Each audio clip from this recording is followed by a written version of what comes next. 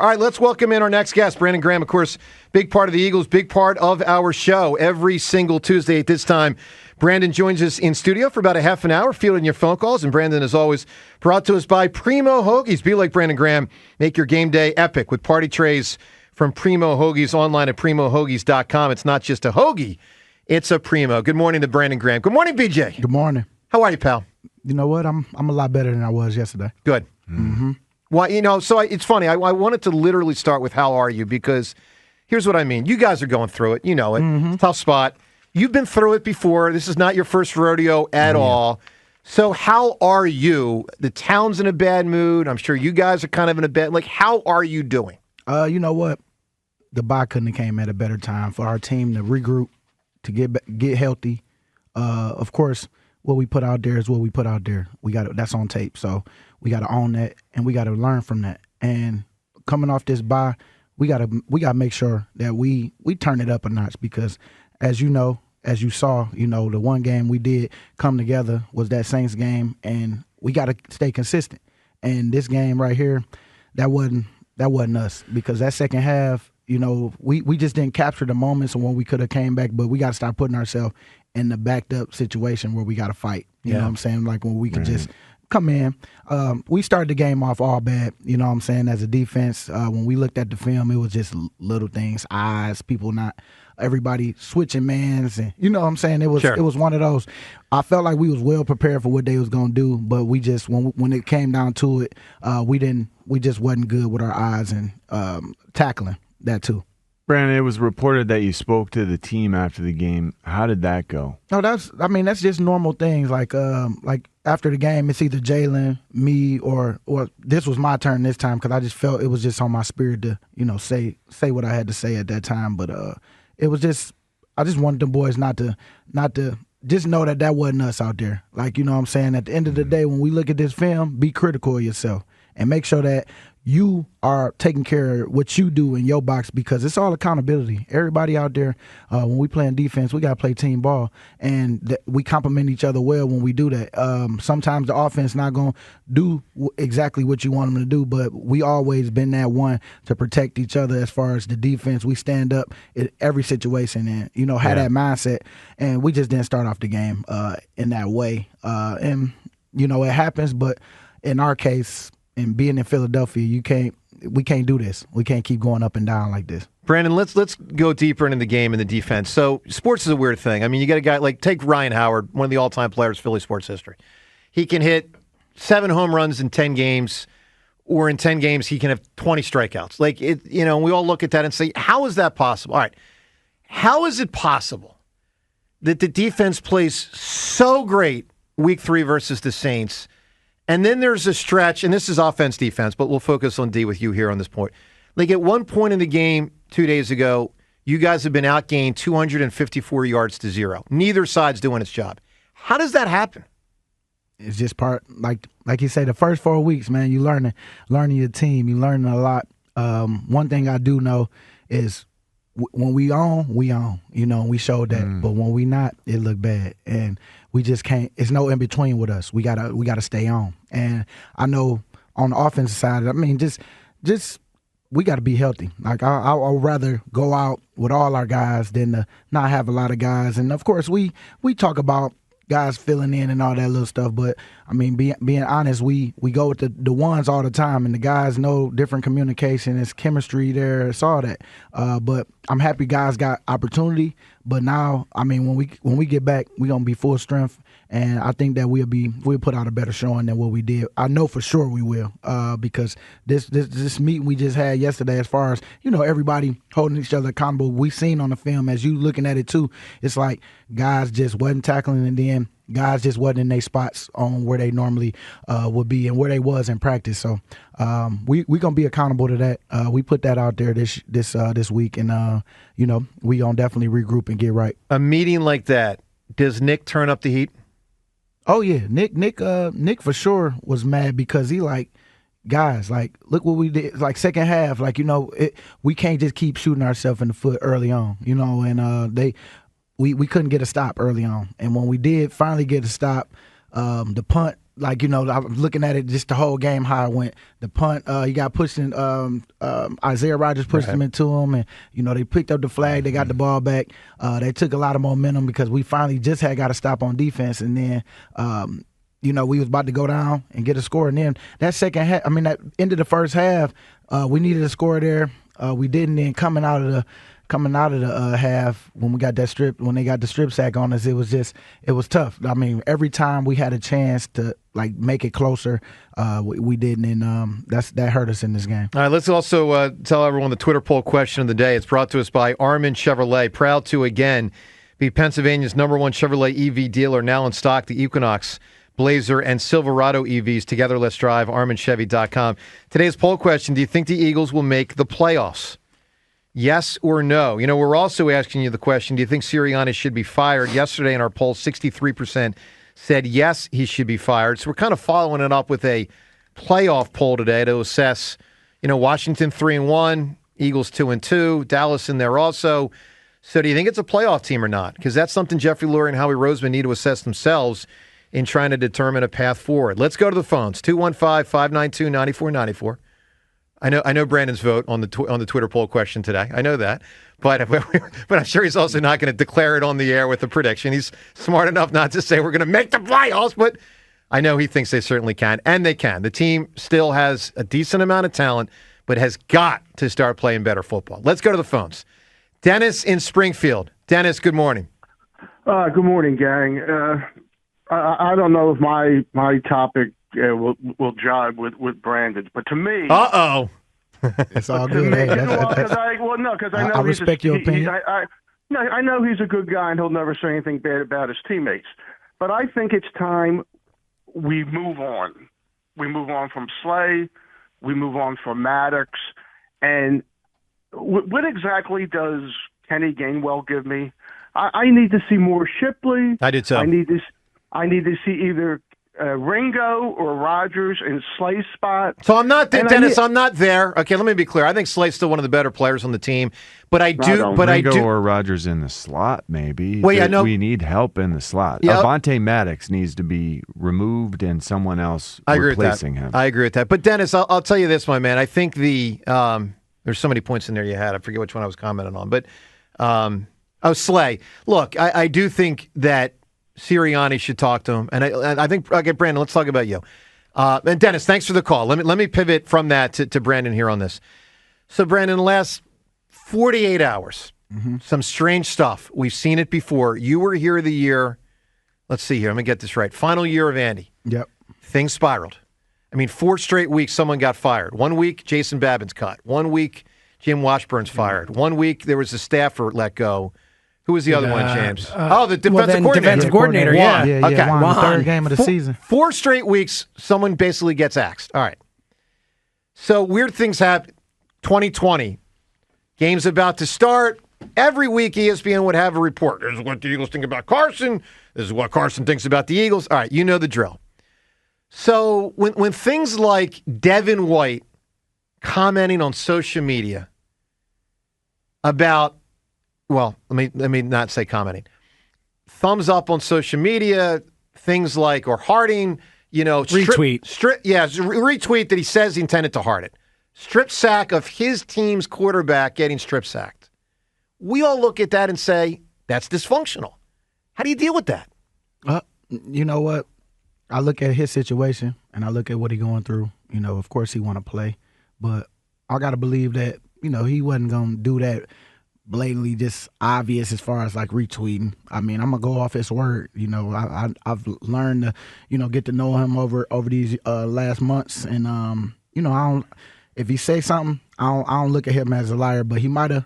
I mean, it's bad timing. I just say bad timing, and you don't want to do that at all. Period, because you want to make sure that you 10 toes with the team, and that's about it, because we know where he came from. And of course, I know he got players and friends on the team, and I understand that too. Like, you know what I'm saying? But it's just, we could do that after the game, or, not during the game. You know or how about privately? Hey, nice play. How about a text message? Yeah, hey, you know what? This is my quarterback, but you made a nice play. Congratulations. Yeah, Brandon, but I'll say that. Hit you, or something like something in competition, because that's just something that I Like, yeah, I sent something like, yeah, I'm glad you had a good game, but we're gonna get you next time. And Brandon, is there more? Let me just acknowledge this. Mm-hmm. I know this is I'm not trying to drive you into an awkward spot here because, like, no, I'm just being Look, real. I no, I know you are, I but- ain't afraid of that question because I understand.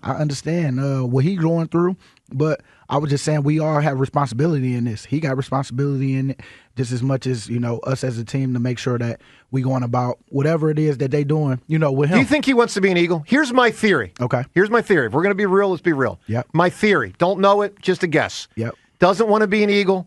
Intentionally went to social media to get cut. Hey, I don't know. You got to ask him that one, but I will say Seltzer, that, get him on the show. I will say, And we got him right here, Devin White. Come on what out. I'm saying? I'm sure he want to play, so I know Sure. a little bit of it is that, and so yeah. I mean, man, we gonna handle that. We gonna handle that. I know Howie and them already on it, and so it's like, hey, at the end of the day, we about to regroup. We about to come back strong, and whoever ain't with us, I'm sure by this bye week we gonna do evaluations, and they gonna see what they feel we need moving forward, and we just go from there. So, Brandon, when I was playing, we had a guard who jettisoned himself, basically.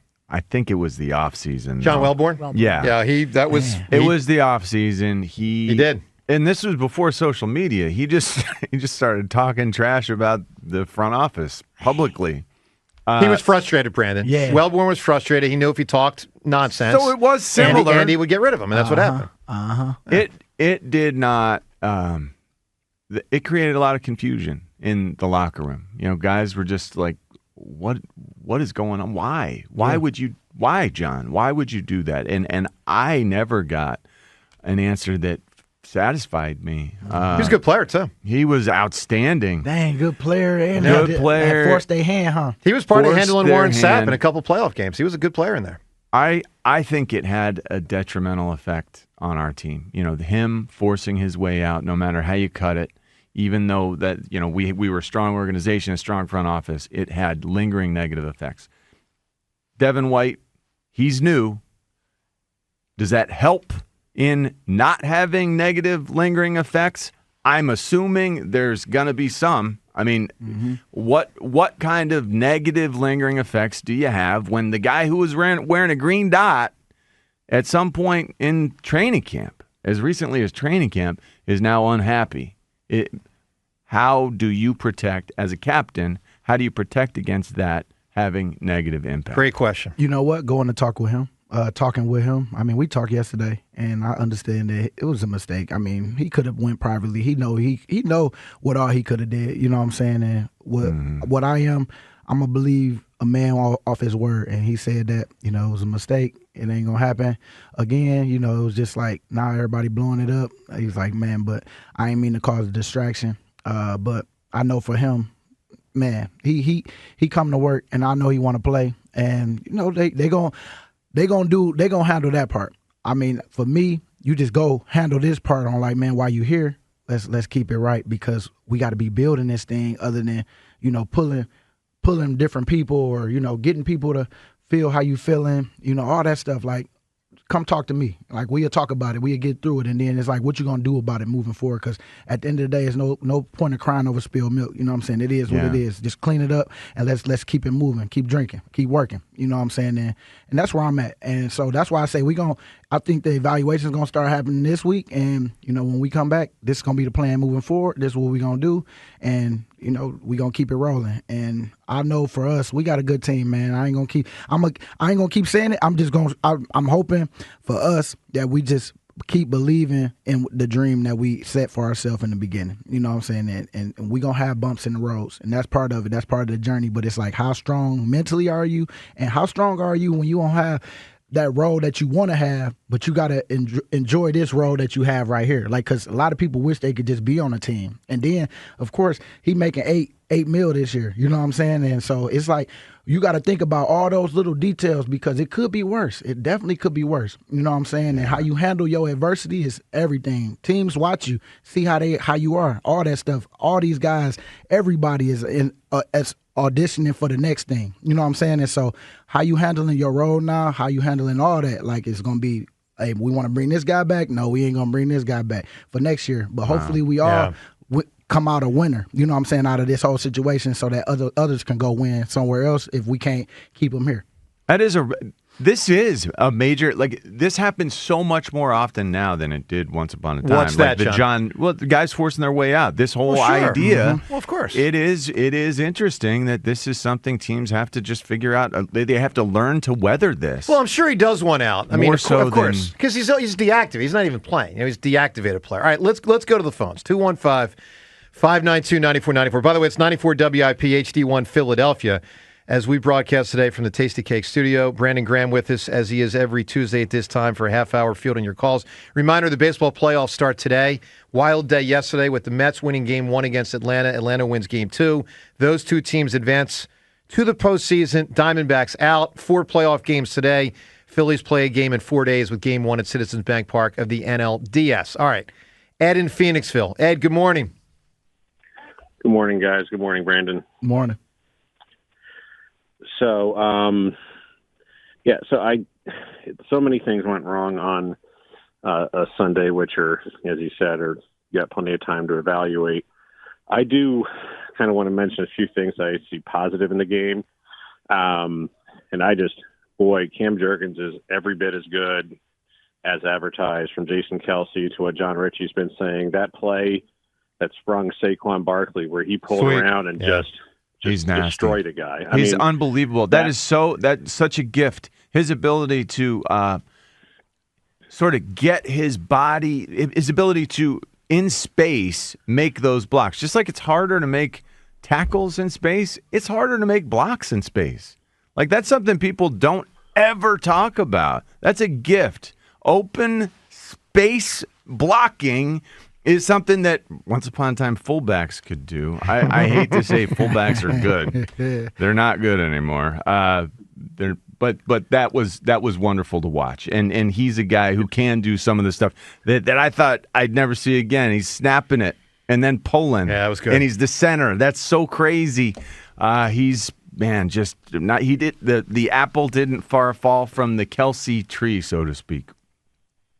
That's right. And I don't know who it was, if it was a linebacker or DN, but not only trying to hit a moving target, but a moving target coming down, and it could change direction at any moment. That just takes a special level of athleticism. It really does. Just wasn't disappointed with how Jordan Davis played. I mean, he was coming off with pretty good leverage and technique. He was taking up blockers. He wasn't getting moved back, and that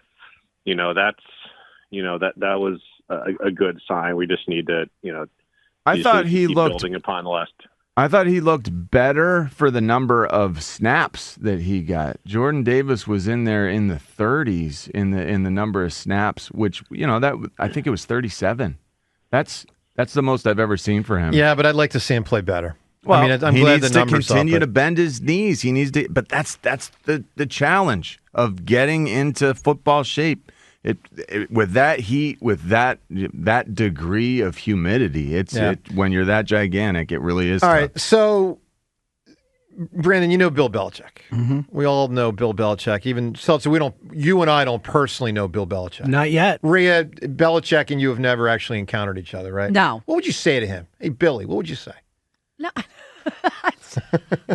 He's so weird now. He's a strange guy. The way that he's just so, he's got a sense of humor, and he's open, and he's everywhere. Klecko always told me he did. Klecko always told me Belichick's got a lot more sense of humor than people. Well, Ross has told us that he really liked him. Yeah. I mean, and listen, Brady tolerated him for years. Yeah, well, that's right. Someone needs to ask him why he was so bad with personnel at the end. Well, that would be if Too much power. If he gets interviewed. Here's the thing: if Sirianni does get canned and Belichick gets interviewed, Seltzer, who's interviewing who?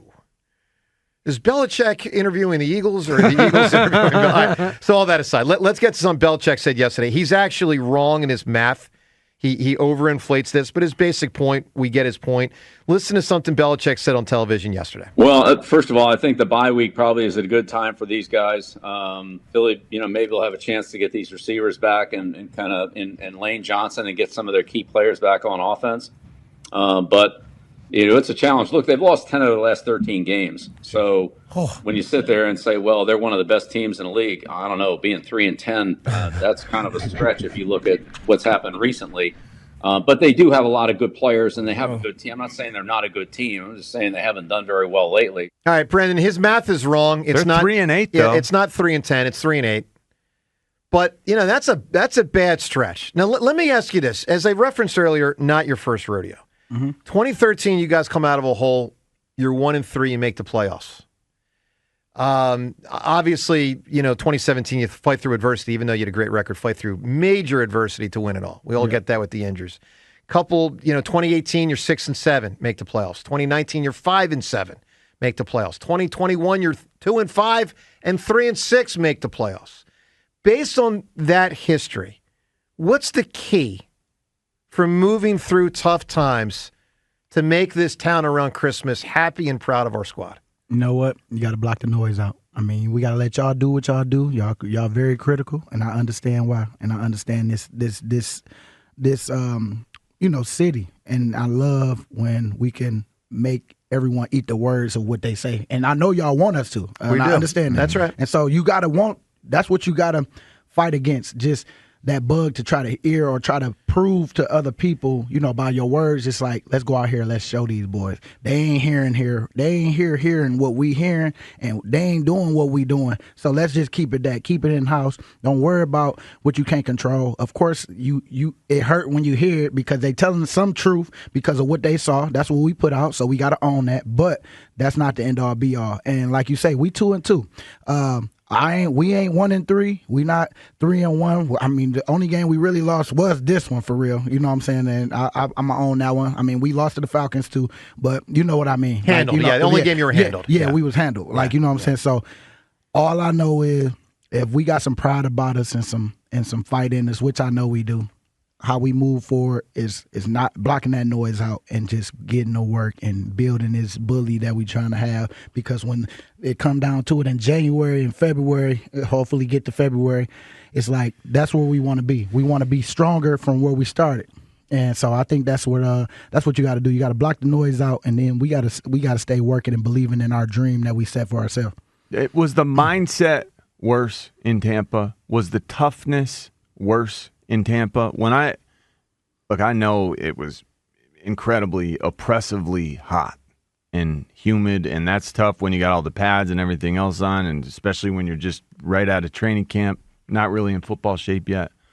What was the problem that caused us to go from tackling well, playing a tough brand of football, to just nowhere close to the same level of toughness? It was some stuff in there that I didn't even know that was happening in the game, as far as people was dealing with certain stuff that came up first drive, and they had to play through the game. I mean, not saying that we just got some tough guys, but I know that they jumped on us so fast. It was just like, man. And I'm just going to be honest, they jumped on us fast early. And that first drive, it was like, okay, 7-0. All right, come on, y'all. We going to get this stop. That was the first 15. Let's go. We talking. Second one, 14-0. It's like, all right, y'all, come on, y'all, let's get it. And then the offense goes 3 and out. That ain't help us a little bit either. You know what I'm saying? No. And I know we was talking on the sideline and trying to, talk through that. But it just, like I say, when we finally got a stop, and everything started, people started celebrating, especially at the, what's the name, got his knockdown. Reed made the third down play and got the ball out from the tight end, and then punt the ball.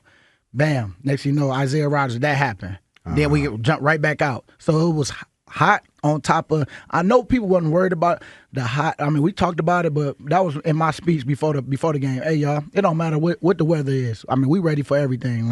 Come out here. We had a good little rah-rah real quick, and then the stuff that just happened in the game and the timing of certain stuff when I felt we was about to capture and regain, that momentum. We never could catch it again. And so I think that one thing I love that we just didn't give up on each other. We wasn't talking crazy on the sideline, nothing like that. It was more encouraging for that. But it's like the second half, when we did have another opportunity, another thing, strip sack, that happened, and we had to go out there and we were fighting the whole game from behind, and so we don't want to do that. We want to start off being the one jumping on people and doing that, and I know we can do that. And now, like I say, we got to regroup.